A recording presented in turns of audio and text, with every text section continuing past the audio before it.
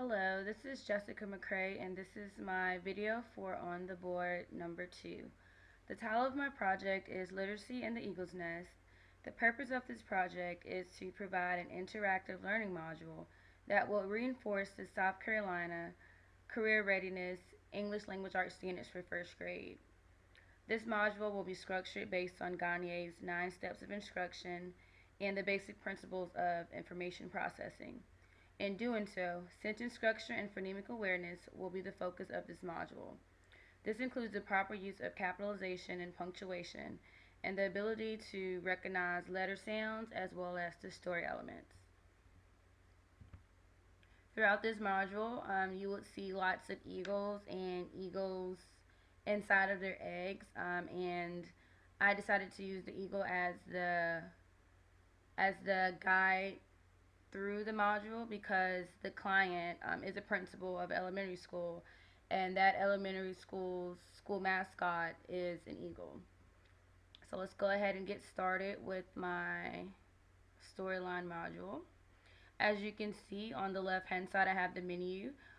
Before I complete my project, I will make sure to not include the menu because I don't want the students to get overwhelmed or overload with a lot of text and unnecessary words on the interface. And this is just my welcome page. As you can see in the second sentence, it prompts the student or the user to type their name in.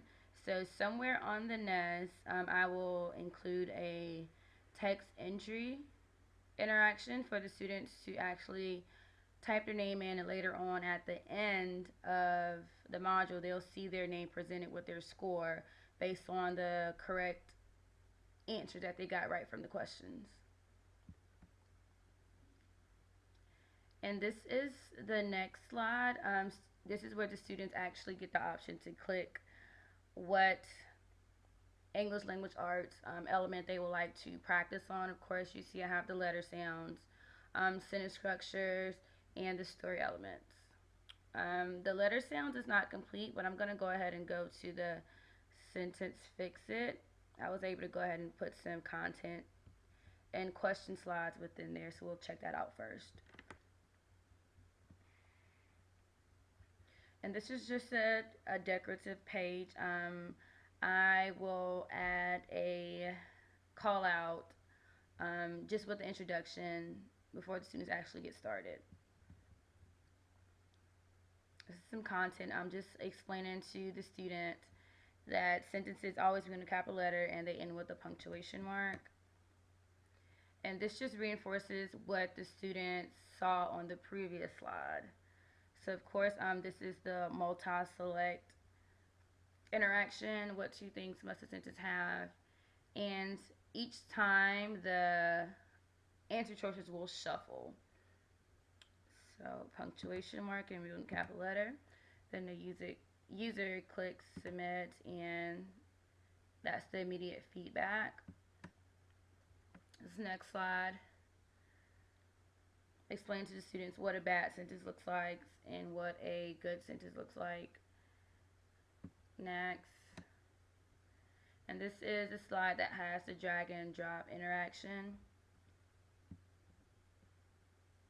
Sentence starts with a capital letter, ends with a punctuation mark, student hits submit, and then of course the feedback comes. And the next is the story elements. And with this part of the learning module, I incorporated some YouTube videos. Some of them are about 3 to 5 minutes. They're just based on fairy tales that kids are already familiar with, and after watching the video, the students will be able to pull out the story elements such as the characters, the setting, and the plot. So let's go ahead and check that part out. This just explains to the students what a character is. And as you can see right now, I have no audio, it's just a lot of text. But I will make sure that I include audio for everything on this slide because first graders are only 6 and 7 years old, so they aren't that good of a reader. So just to make sure that they're able to successfully go through the module, I'll have to definitely make sure that I include audio for everything. And this is the video. Not sure why it's not playing, but I have to check that back out. And of course the video, the previous video that did not come up, that was based on Little Red Riding Hood. So this just explains that characters are people, animals, or things in a story. And once again, this is the multi-select interaction. So in the video, you have the grandmother, the wolf, and Little Red Riding Hood. And the three little pigs, that's just in there to kind of test to see if the students were really understanding and really paying attention to the video. Then you hit submit, and of course you get that immediate feedback. Again, the setting is when and where the story takes place. Not sure why the video is not working, but I would definitely figure that out. And the video, this previous video, this question is based on The Princess and the Pea. So once again, it reinforces that the setting tells where the story takes place, and this is the drag and drop feature. So students will be able to drag and drop the setting of The Princess and the Pea, and that was the castle. So we're going to press submit, and of course they get that immediate feedback. And the story plot, what happens at the beginning, middle, and end of a story. And some of the pictures, I could not find decent pictures that were free to share or use.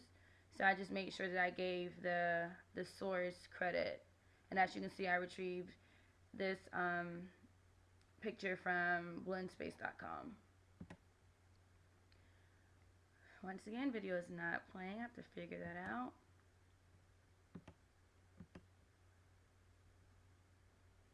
Okay, for some reason this button did not have a trigger, so I'll just use the menu to get there. And the video for this question was based on the Gingerbread Man, and just to reinforce that the plot tells what happens at the beginning, middle, and end of a story, and the question asks what happens at the end of the video. And of course, at the end of this video, the wolf actually ate the gingerbread man. And then submit. Then immediate feedback comes. Let's go back to the letter sounds.